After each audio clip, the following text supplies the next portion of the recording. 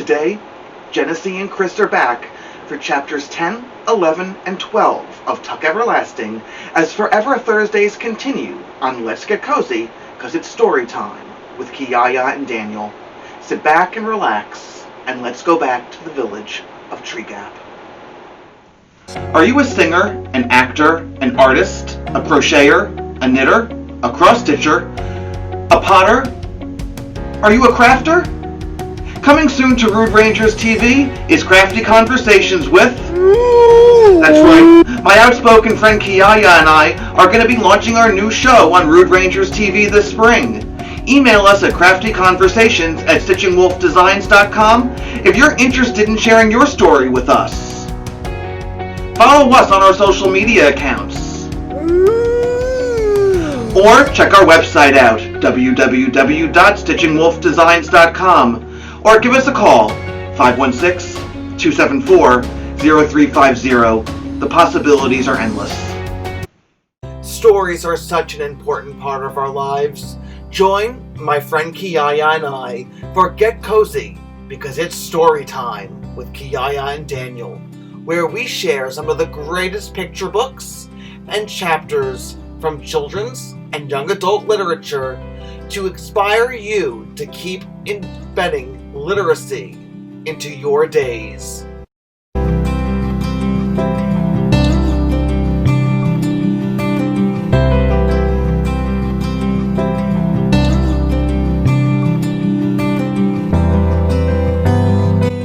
I'm Daniel, and Kiyaya and I are here to share this all with you.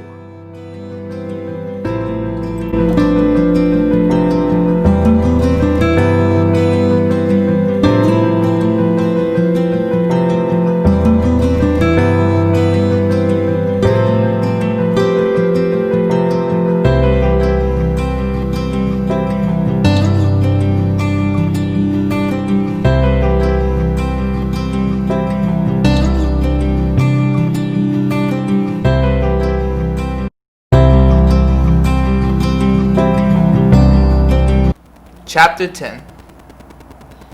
Winnie had grown up with order. She was used to it. Under the pitiless double assault of her mother and grandmother, the cottage where she lived was always squeaking clean, mopped and swept, and scored into limp submission. There was no room for carelessness, no putting things off until later. The foster women had made a fortress out of duty. Within it, they were indomitable, and Winnie was in training. She was so unprepared for the homey little house beside the pond, unprepared for the gentle eddies of dust, the silver cobwebs, the mouse who lived and welcomed to him in a table drawer. There were only 3 rooms. The kitchen came first, with an open cabinet where dishes were stacked in perilous towers without the least regard for their varying dimensions. There was an enormous black stove and a metal sink, and every surface, every wall, was piled and strewn and hung with everything imaginable, from onions to lanterns to wooden spoons to wash tubs. And in a corner stood Tuck's forgotten shotgun. The parlor came next, where the furniture, loose and slopping with age, was set about helter-skelter. An ancient green plush sofa lolled alone in the center, like yet another mossy fallen log, facing a soot-streaked fireplace still deep in last winter's ashes. The table with the drawer that housed the mouse was pushed off, also alone, into a far corner, and 3 armchairs and an elderly rocker stood about aimlessly, like strangers at a party, ignoring each other. Beyond this was the bedroom, where a vast and tipsy brass bed took up most of the space. But there was room beside it for the washstand with the lonely mirror, and opposite its foot a cavernous oak wardrobe from which leaked the faint smell of camphor. Up a steep flight of narrow stairs was a dusty loft. That's where the boys sleep when they're home, May explained. And that was all. And yet, it was not quite all. For there was everywhere evidence of their activities. May in tucks, her sewing, patches and scraps of bright cloth, half-completed quilts, and braided rugs. A bag of cotton batting with wisps of its contents, like snow, drifting into cracks and corners. The arms of the sofa webbed with strands of thread and dangerous with needles. His wood carving, curly shavings furring the floor, and little heaps of splinters and chips. Every surface dim with the sawdust of countless sandings. Limbs of unassembled dolls and wooden soldiers, a ship model propped on the mouse's table, waiting for its glue to dry, and a stack of wooden bowls, their sides smothered to velvet. The topmost bowl filled with a jumble of big wooden spoons and forks, like dry bleached bones. "We make things to sell," said May, surveying the mess approvingly. And still, this was not all. For, on the old beam ceiling of the parlor, streaks of light swam and danced and wavered like a bright mirage, reflected through the windows from the sunlit surface of the pond. There were bowls of daisies everywhere, gay white and yellow. And over everything was the clean, sweet smell of the water and its weeds, the chatter of a swooping kingfisher, the carol and trill of a dozen other kinds of bird, and occasionally the thrilling bass note of an unastonished bullfrog at ease somewhere along the muddy banks. Into it all came Winnie, eyes wide and very much amazed. It was a whole new idea to her that people could live in such disarray, but at the same time, she was charmed. It was comfortable. Climbing behind May up the stairs to see the loft, she thought to herself, maybe it's because they think they have forever to clean it up. And this was followed by another thought, far more revolutionary. Maybe they just don't care. "The boys don't be home very much," said May, as they came up into the half-light of the loft. "But when they are, they bed up here. There's plenty of room." The loft was cluttered too, with all kinds of odds and ends. But there were 2 mattresses rolled out on the floor, and fresh sheets and blankets were folded almost neatly on each, waiting to be spread. "Where do they go when they're away?" asked Winnie. "What do they do?" "Oh," said May, "they go different places, they do different things. They work at what jobs they can get, try to bring home some of their money. Miles can do carpentering, and he's a pretty fair blacksmith, too. Jesse now, he don't ever seem to settle in himself. Of course, he's young." She stopped and smiled. "That sounds funny, don't it? Still, it's true, just the same. So Jesse, he does what strikes him at the moment, working in the fields or in saloons, things like that, whatever he comes across. But they can't stay on it in any place for long, you know. None of us can. People get to wondering," she sighed. "We've been in this house about as long as we dare, going on 20 years. It's a right nice place. Tuck's got so he's real attached to it. Then, too, it's off by itself, plenty of fish in the pond, not too far from the towns around. When we need things, we go sometimes to one, sometimes the next, so people don't come to notice as much. And we will sell where we can. But I guess we'll be moving on, one of these days. It's just about time." It sounded rather sad to Winnie, never to belong anywhere. "That's too bad," she said, glancing shyly at May. "Always moving around and never having any friends or anything?" But May shrugged off this observation. "Tuck and me, we got each other," she said, "and that's a lot. The boys now, they go their separate ways. There's some different, don't always get on too good, but they come home whenever the spirits moves.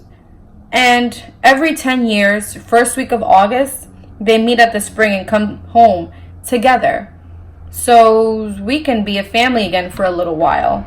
That's why we was there this morning. One way or another, it all works out. She folded her arms and nodded, more to herself than to Winnie. Life's gotta be lived, no matter how long or short, she said calmly. You gotta take what comes. We just go along, like everybody else. One day at a time. Funny, we don't feel no different. Leastways I don't. Sometimes I forget about what's happened to us. Forget it altogether. And then sometimes it comes over me and I wonder why it happened to us. We're plain as salt, us Tucks. We don't deserve no blessings, if it is a blessing. And likewise, I don't see how we deserve to be cursed if it is a curse. Still, there's no use trying to figure out why things fall the way they do. Things just are, and fussing don't bring changes. Tuck now, he's got a few other ideas, but I expect he'll tell you. There, the boys are in from the pond. Winnie heard a burst of voices downstairs, and in a moment Miles and Jessie were climbing to the loft. Here, child, said May hastily, hide your eyes. Boys, are you decent? What'd you put on to swim in? I got Winnie up here, do you hear me? For goodness sake, Ma, said Jessie, emerging from the stairwell. You think we're going to march around in our all together with Winnie Foster in the house? And Miles behind him said, we just jumped in with our clothes on, too hot and tired to shred 'em. It was true. They stood there side by side with their wet clothes plastered to their skins, little pools of water collecting at their feet. Well, said May, relieved. All right. Find something dry to put on. Your pa's got supper nearly ready. And she hustled Winnie down the narrow stairs. Chapter 11. It was a good supper.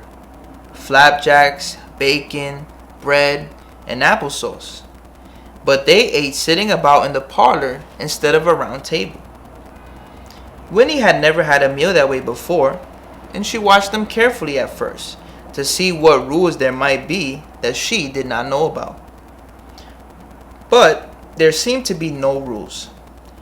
Jessie sat on the floor and used a seat of a chair for a table, but the others held their plates in their laps.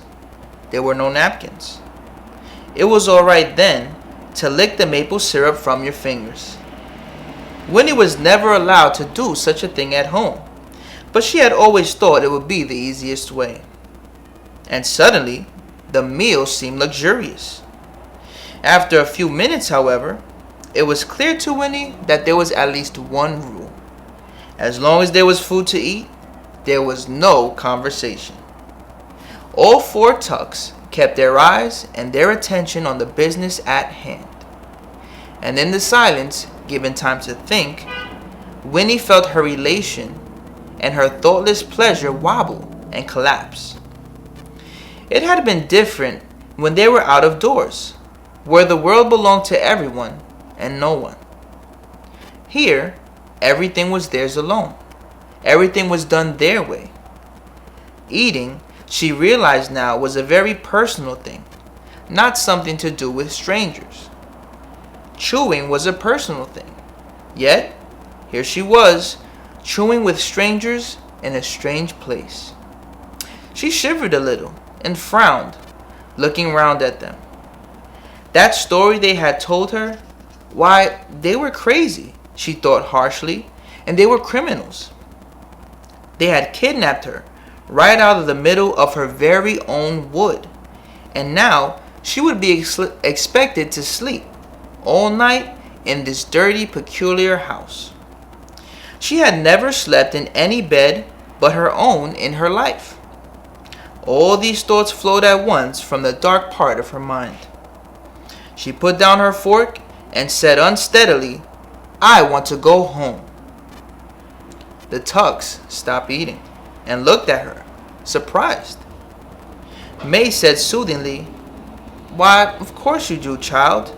That's only natural. I'll take you home. I promised I would, Soon as we've explained a bit as to why you got to promise you'll never tell about the spring. That's the only reason we brung you here. We've got to make you see why. Then Miles said cheerfully and with sudden sympathy, "There's a pretty good old rowboat. I'll take you out for a row after supper." "No, I will," said Jessie. "Let me. I found her first. Didn't I, Winnie Foster? Listen, I'll show you where the frogs are and—" "Hush!" Tuck interrupted. "Everyone hush. I'll take Winnie rowing on the pond. There's a good deal to be said, and I think we better hurry up and say it. I got a feeling there ain't a whole lot of time." Jessie laughed at this and ran a hand roughly through his curls. "That's funny, Pa. Seems to me like time's the only thing we've got a lot of." But May frowned. "You worried, Tuck? What's got you?" "No one saw us on the way up." "Well, now, wait a bit.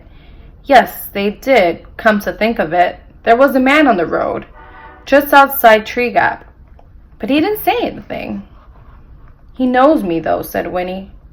She had forgotten, too, about the man in the yellow suit. And now, thinking of him, she felt a surge of relief. "He'll tell my father he saw me." "He knows you?" said May, her frown deepening. "But you didn't call out to him, child. Why not?" "I was too scared to do anything," said Winnie honestly. Tuck shook his head. "I never thought we'd come to the place where we'd be scaring children," he said. "I guess there's no way to make it up to you, Winnie, but I'm sure most awful sorry it had to happen like that." "Who was this man you saw?" "I don't know his name," said Winnie, "but he's a pretty nice man, I guess. In fact, he seems surprisingly nice to her now. Kind of savior." And then she added, "He came to our house last night, but he didn't go inside." "Well, that don't sound too serious," Pa said. "Miles, just some stranger passing by." "Just the same, we got to get you home again, Winnie," said Tuck, standing up decisively. "We gotta get you home just as fast as we can. I got a feeling this whole thing is going to come apart like wet bread. But first, we gotta talk. And the pond's the best place. The pond's got answers. Come along, child. Let's go out on the water."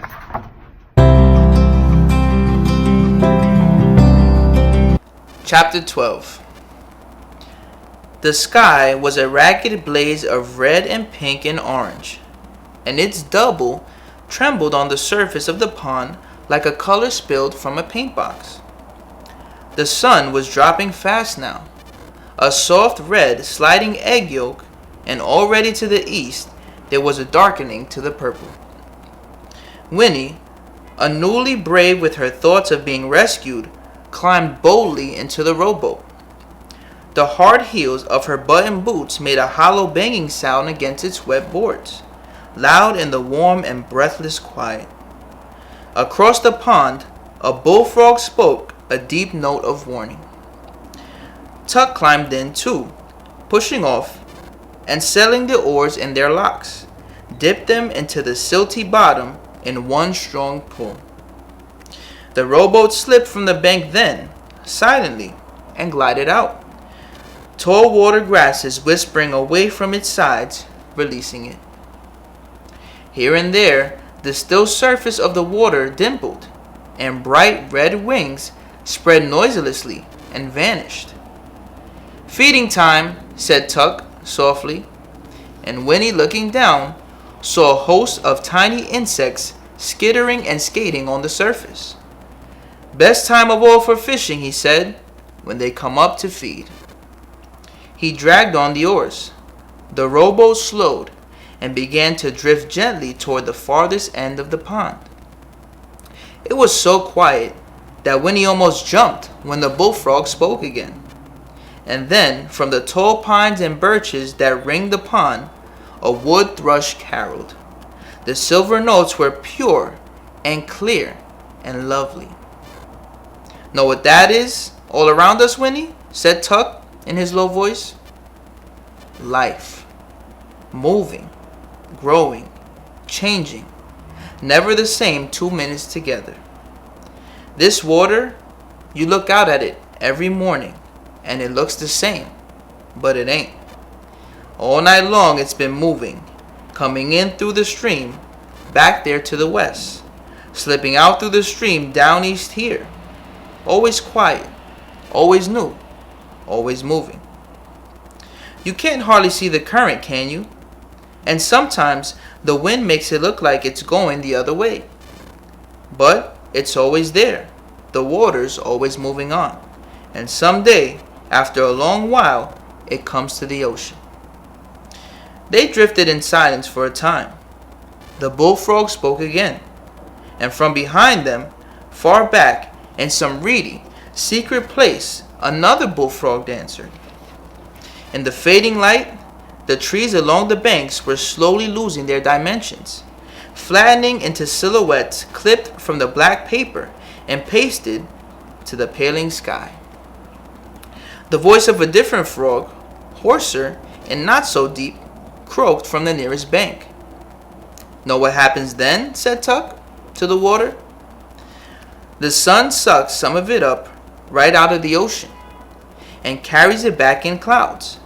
And then it rains, and the rain falls into the stream, and the stream keeps moving, taking it all back again. It's a wheel, Winnie. Everything's a wheel, turning and turning, never stopping. The frogs is part of it, and the bugs, and the fish, and the wood thrush too, and people, but never the same ones. Always coming in new, always growing and changing, and always moving on. That's the way it's supposed to be. That's the way it is."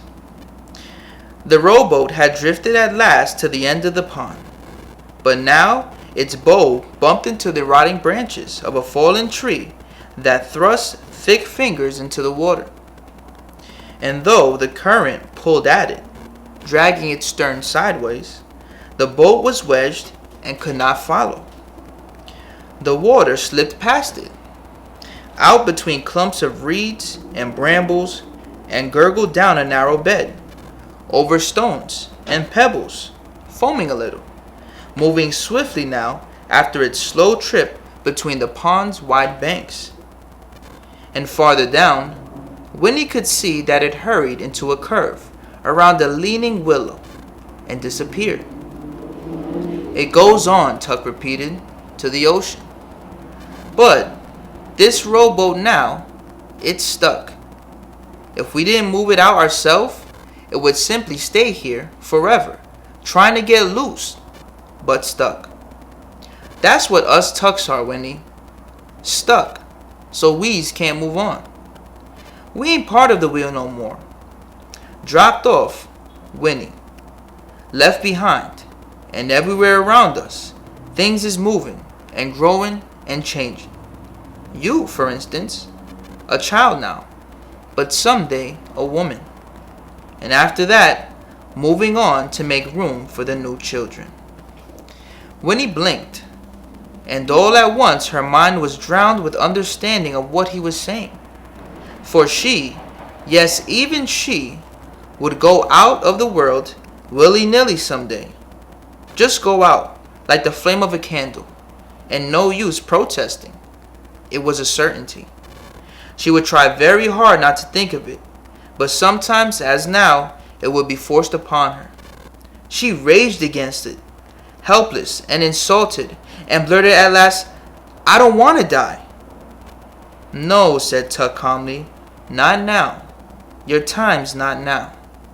But dying's part of the wheel, right there next to being born. You can't pick out the pieces you like and leave the rest.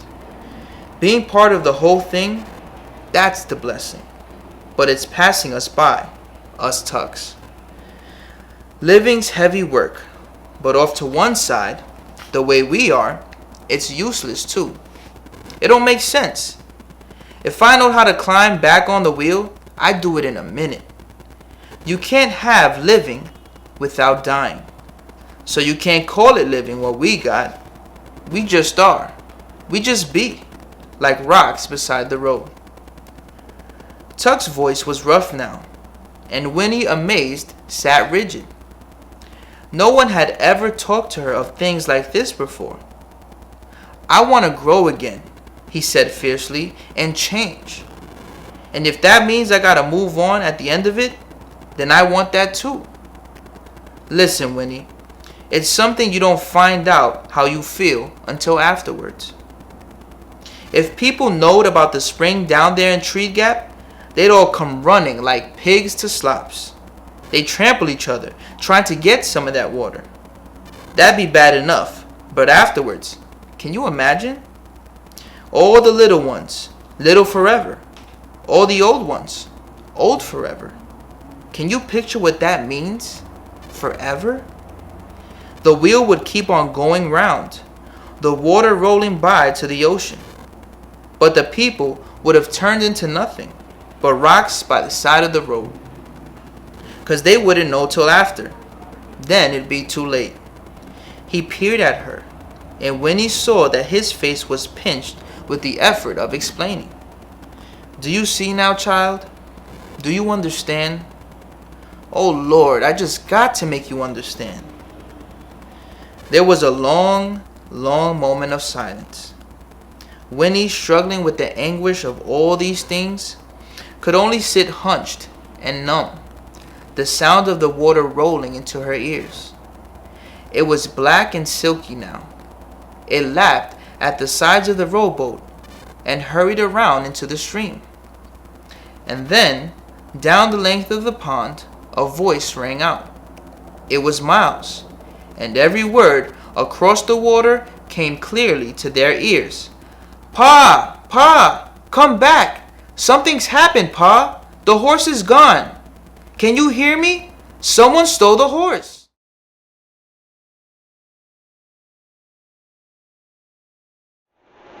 Chris and Jenessy, I want to thank you for another phenomenal episode of Let's Get Cozy, because it's story time with Kiyaya and Daniel. You're welcome back anytime to read other books for our audience. Forever Thursdays and Fridays will continue next week on Let's Get Cozy, because it's story time with Kiyaya and Daniel. Stay safe, stay healthy, and keep reading.